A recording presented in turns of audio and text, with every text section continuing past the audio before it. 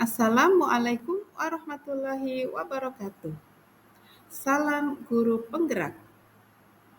Kali ini saya akan memaparkan koneksi antar materi modul 1.4.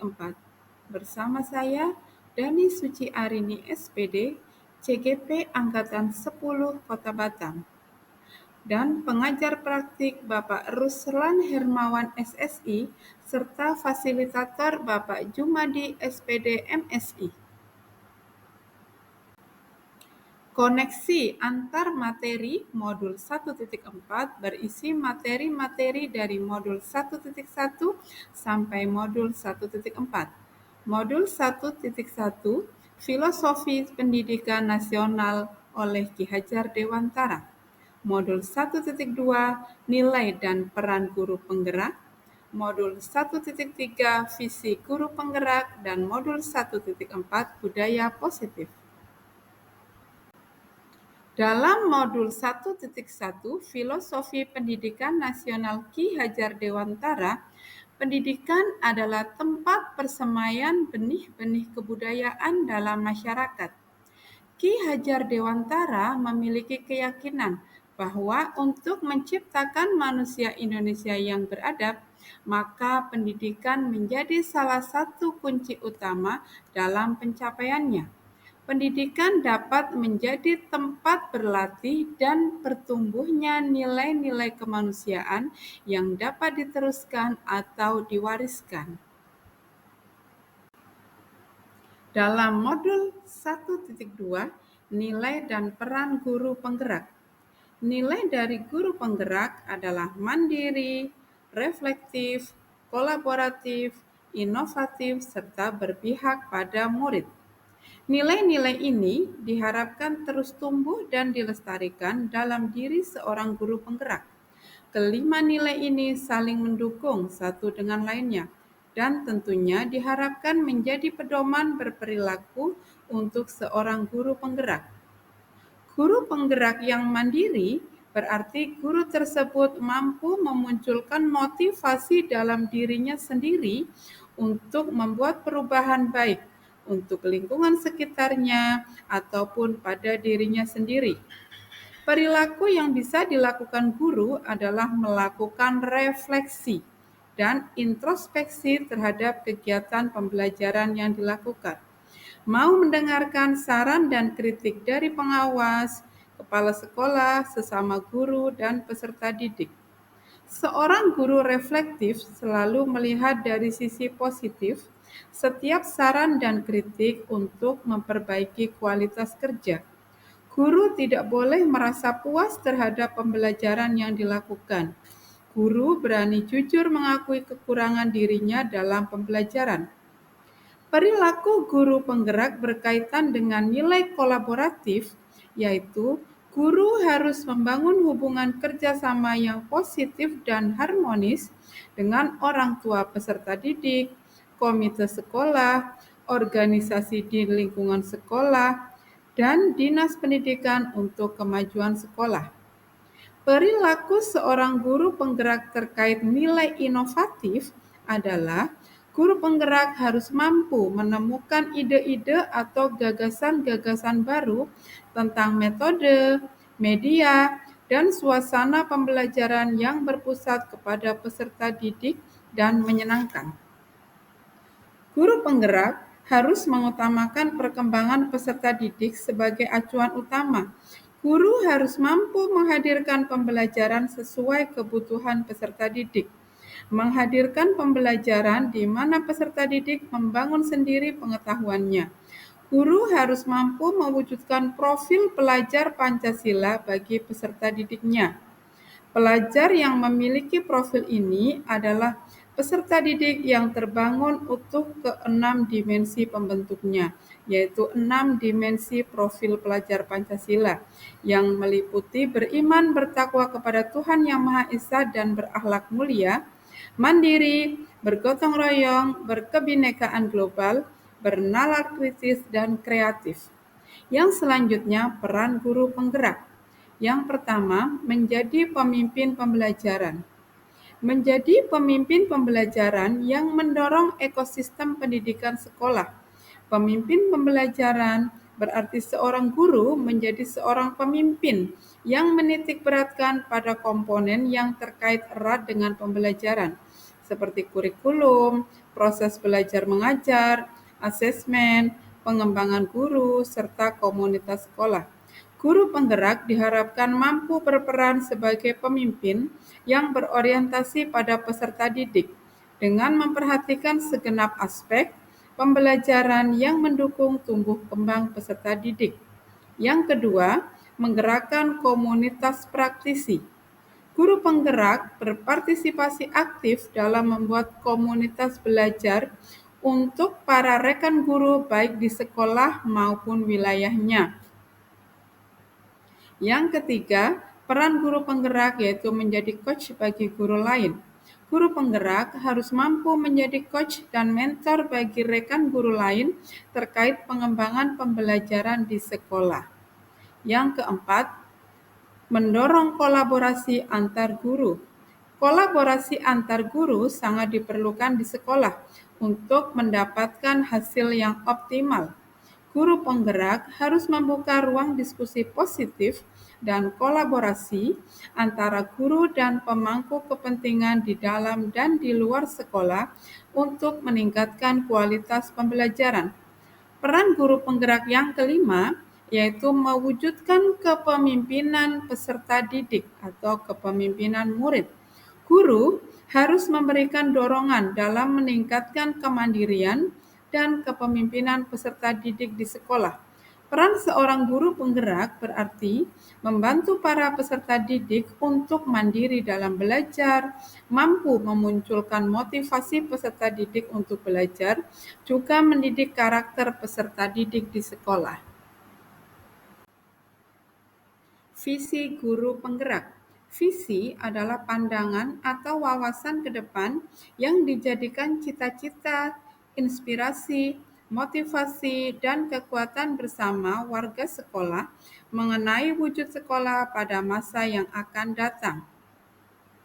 Visi guru penggerak yang saya buat pada modul 1.3 saya rancang berdasarkan kalimat rumpang cita-cita untuk murid, sehingga saya mendapatkan visi yaitu mewujudkan generasi yang cerdas dan berkarakter profil pelajar Pancasila. Nantinya dalam mencapai visi tersebut, kita dapat menggunakan pendekatan inquiry apresiatif melalui model pendekatan Bagja. Modul 1.4 Budaya Positif. Budaya positif di lingkungan sekolah yang sesuai dengan filosofi pendidikan Ki Hajar Dewantara, yaitu pendidikan yang berpihak pada murid, membantu untuk mencapai visi suatu sekolah. Penerapan budaya positif diharapkan menghasilkan murid-murid yang berkarakter, disiplin, peduli, jujur, santun, dan bertanggung jawab. Budaya positif dapat terbentuk melalui disiplin positif.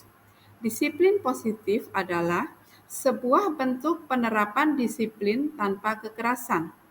Upaya mengkomunikasikan perilaku yang efektif antara orang tua dan anak. Mengajarkan anak untuk memahami konsekuensi dari perilaku mereka, serta mengajarkan anak tanggung jawab dan rasa hormat ketika berinteraksi dengan lingkungan. Motivasi perilaku manusia. Motivasi disebut juga dorongan. Menurut Diane Gossen dalam bukunya Restructuring School Discipline, menyatakan ada 3 motivasi perilaku manusia. Yang pertama, untuk menghindari ketidaknyamanan atau hukuman. Yang kedua, untuk mendapatkan imbalan atau penghargaan dari orang lain. Yang ketiga, untuk menjadi orang yang mereka inginkan dan menghargai diri sendiri dengan nilai-nilai yang mereka percaya. Motivasi nomor 1 dan 2 adalah motivasi eksternal atau motivasi yang berasal dari luar diri manusia itu sendiri. Kemudian motivasi yang ketiga yaitu motivasi yang berasal dari dalam diri manusia itu. Yang selanjutnya tentang posisi kontrol restitusi. Berdasarkan pada teori kontrol Dr. William Glasser, Gosson berkesimpulan ada 5 posisi kontrol yang diterapkan seorang guru, orang tua, ataupun atasan dalam melakukan kontrol. Kelima posisi kontrol tersebut adalah 1. Penghukum. Seorang penghukum bisa menggunakan hukuman fisik maupun verbal. Orang-orang yang menjalankan posisi penghukum senantiasa mengatakan bahwa sekolah memerlukan sistem atau alat yang dapat lebih menekan murid-murid lebih dalam lagi. Guru-guru yang menerapkan posisi penghukum akan berkata, "Patuhi aturan saya," atau "Awas. Kamu selalu saja salah." Selalu, pasti, selalu yang terakhir selesai. Guru seperti ini senantiasa percaya hanya ada satu cara agar pembelajaran bisa berhasil, yaitu cara dia. Yang kedua, pembuat rasa bersalah. Pada posisi ini, biasanya guru akan bersuara lebih lembut. Pembuat rasa bersalah akan menggunakan keheningan yang membuat orang lain merasa tidak nyaman, bersalah, atau rendah diri. Contoh kata-kata yang keluar dengan lembut seperti, "Ibu sangat kecewa sekali dengan kamu. Berapa kali Bapak harus memberitahu kamu ya? Gimana coba kalau orang tua kamu tahu kamu berbuat begini?" Di posisi ini, murid akan memiliki penilaian diri yang buruk tentang diri mereka. Murid merasa tidak berharga dan telah mengecewakan orang-orang yang disayanginya. Posisi kontrol yang ketiga yaitu teman. Guru pada posisi ini tidak akan menyakiti murid, namun akan tetap berupaya mengontrol murid melalui persuasi. Posisi teman pada guru bisa negatif maupun positif. Positif di sini berupa hubungan baik yang terjalin antara guru dan murid. Guru di posisi teman menggunakan hubungan baik dan humor untuk mempengaruhi seseorang. Mereka akan berkata, "Ayo bantulah demi Bapak ya. Ayo ingat tidak bantuan Bapak selama ini. Ya sudah, kali ini tidak apa-apa. Nanti Ibu bantu bereskan."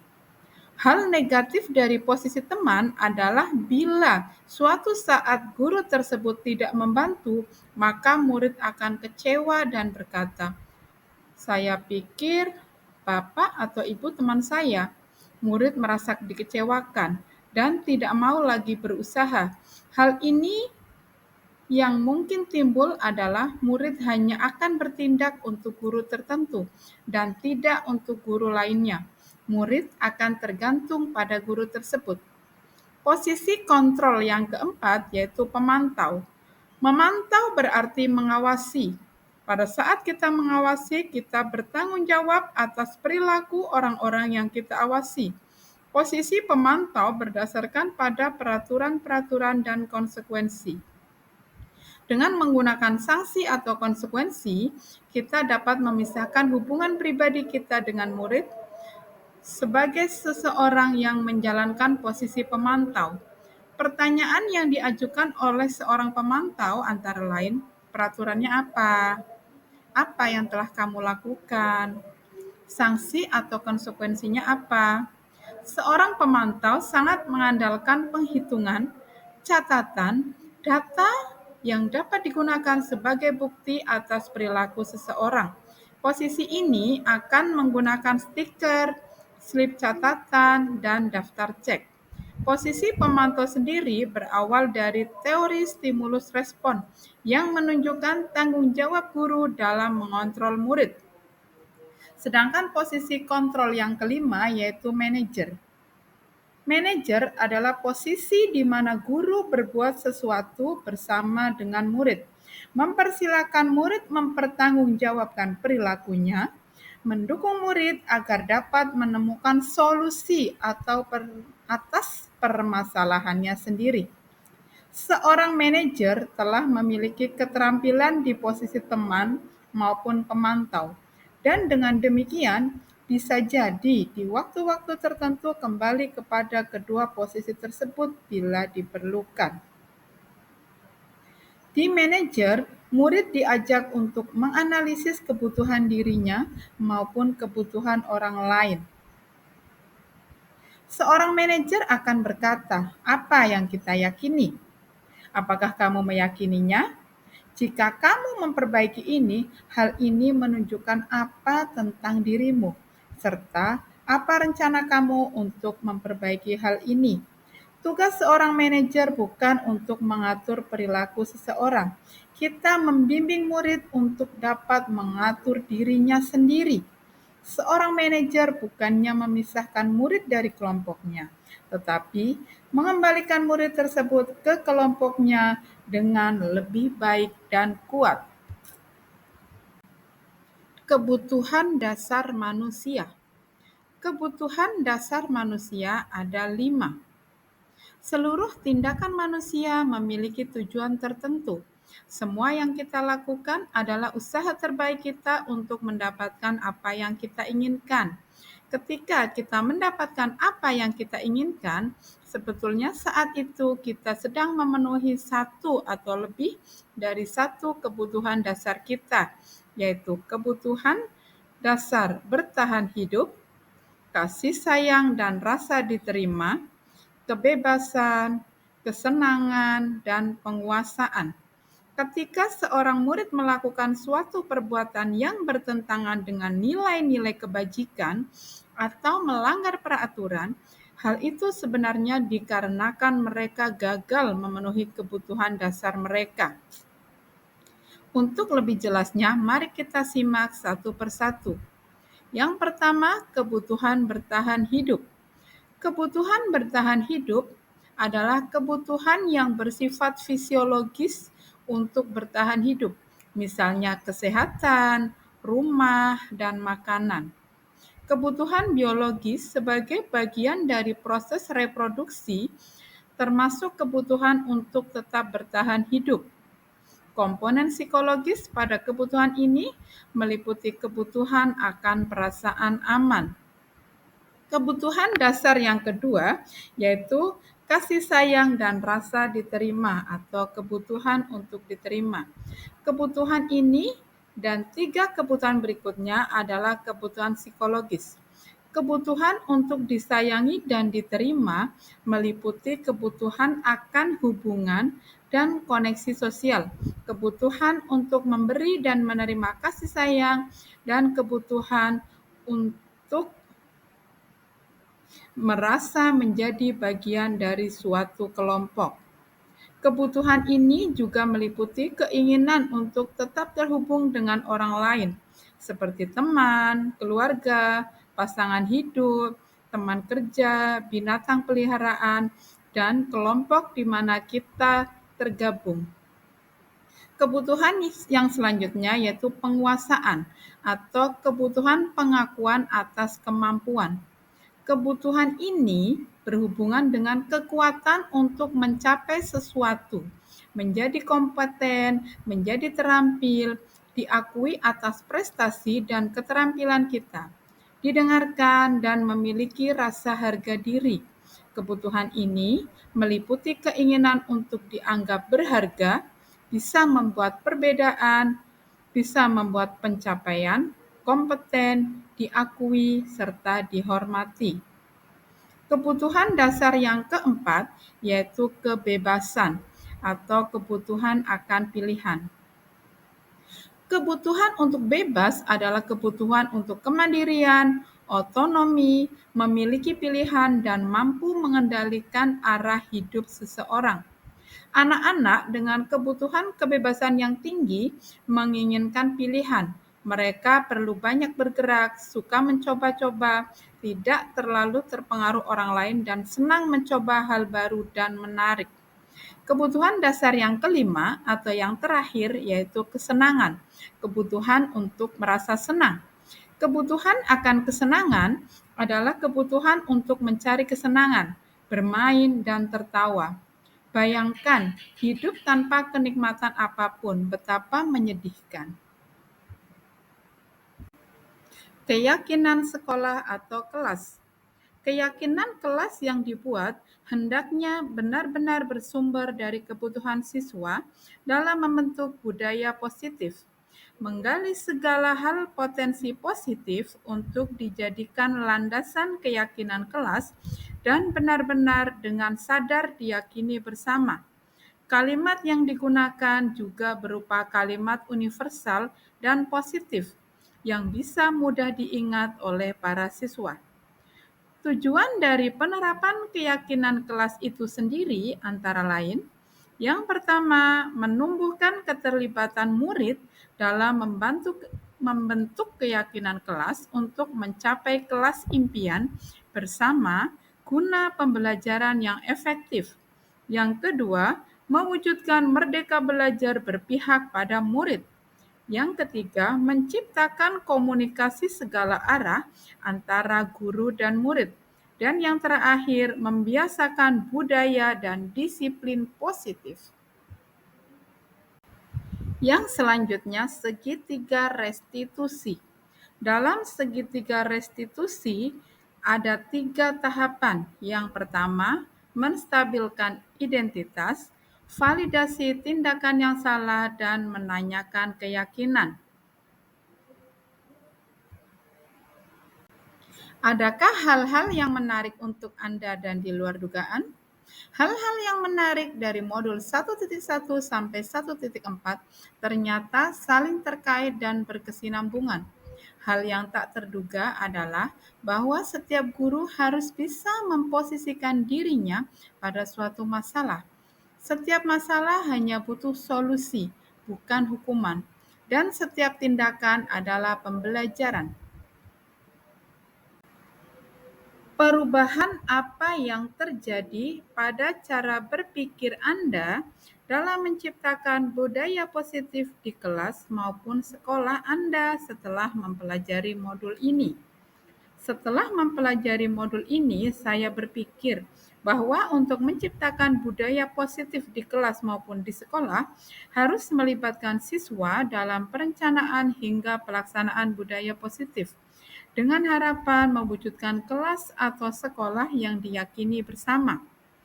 Perubahan lainnya bahwa posisi kontrol saya yang selama ini sebagai teman dan pembuat rasa bersalah ternyata kurang tepat untuk mewujudkan disiplin, sehingga saya perlu merubahnya menjadi posisi manajer dan menerapkan segitiga restitusi. Pengalaman seperti apakah yang pernah Anda alami terkait penerapan konsep-konsep inti dalam modul budaya positif, baik di lingkup kelas maupun sekolah Anda? Pengalaman yang pernah saya alami dalam menerapkan konsep modul budaya positif adalah ketika saya mempunyai keinginan untuk menyelesaikan pelanggaran siswa dengan memposisikan diri sebagai manajer. Terkadang sikap saya terbentur oleh budaya sekolah yang terbiasa menghukum siswa sebagai langkah jitu membentuk disiplin. Maka dari itu, saya memerlukan suatu pendekatan khusus dalam mensosialisasikan hal ini kepada rekan sejawat. Bagaimanakah perasaan Anda ketika mengalami hal-hal tersebut? Perasaan saya ketika mengalami hal tersebut adalah merasa lebih tertantang untuk mengimplementasikan posisi guru sebagai manajer dengan menerapkan segitiga restitusi dalam menerapkan kasus interdisipliner atau pelanggaran murid. Karena dengan menetapkan diri sebagai manajer, guru akan memberikan kesempatan kepada murid untuk mempertanggungjawabkan perilakunya dan mendukung murid untuk menemukan solusi dari permasalahannya. Saya merasa tertantang untuk menyusun strategi dalam mensosialisasikan konsep budaya positif kepada rekan sejawat agar dapat berkolaborasi melakukan budaya positif di lingkungan sekolah saya. Menurut Anda, Terkait pengalaman dalam penerapan konsep-konsep tersebut, hal apa sajakah yang sudah baik? Adakah yang perlu diperbaiki?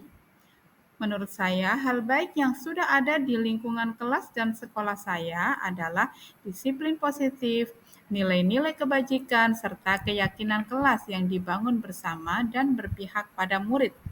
Adapun yang perlu diperbaiki adalah posisi kontrol seorang guru yang selama ini cenderung penghukum dan pembuat rasa bersalah menuju posisi seorang manajer.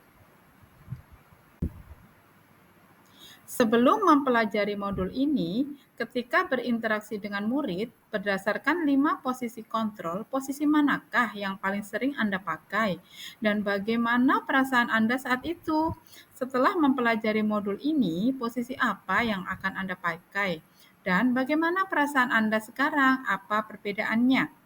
Sebelumnya, saya sering menggunakan posisi kontrol sebagai teman dan pembuat rasa bersalah. Ketika kita menggunakan posisi kontrol sebagai teman, siswa tersebut akan baik, tapi terkadang hanya dengan kita. Dengan guru yang lain tidak. Saat itu, perasaan saya adalah saya sudah merasa benar walaupun hasil yang diharapkan kurang maksimal, yaitu sebagai teman yang sudah saya sebutkan tadi. Yang selanjutnya, setelah mempelajari modul ini, saya mencoba menggunakan posisi control manager dan menerapkan segitiga restitusi. Saya merasa bangga dengan murid saya yang lebih menunjukkan tanggung jawabnya serta mampu menemukan solusi dari permasalahannya. Sebelum mempelajari modul ini, pernahkah Anda menerapkan segitiga restitusi ketika menghadapi permasalahan murid Anda? Jika iya, tahap mana yang Anda praktekkan dan bagaimana Anda mempraktekannya? Sebelumnya, saya pernah secara tidak sadar menerapkan konsep segitiga restitusi, namun tahapan restitusinya tidak secara utuh. Tahapan yang pernah saya lakukan adalah menstabilkan identitas dan validasi tindakan yang salah. Saya belum sampai pada tahap menanyakan keyakinan, karena sebelumnya saya cenderung meminta siswa melakukan perbaikan atas kesalahannya berdasarkan cara saya, bukan pendapat atau cara siswa itu sendiri. Selain konsep-konsep yang disampaikan dalam modul ini, adakah hal-hal lain yang menurut Anda penting untuk dipelajari dalam proses menciptakan budaya positif, baik di lingkungan kelas maupun sekolah? Hal yang menurut saya penting dalam menciptakan budaya positif adalah kolaborasi atau kerjasama yang baik antara semua warga sekolah, serta sarana dan prasarana sekolah yang mendukung. Kerja sama warga sekolah dalam mewujudkan nilai-nilai kebajikan diperlukan agar dapat membangun budaya positif sekolah. Sarana dan prasarana sekolah sangat menunjang untuk mewujudkan sekolah yang nyaman, aman, dan mendukung proses pembelajaran yang menyenangkan. Sekian pemaparan tentang koneksi antar materi modul 1.4. Terima kasih. Salam guru penggerak. Wassalamualaikum warahmatullahi wabarakatuh.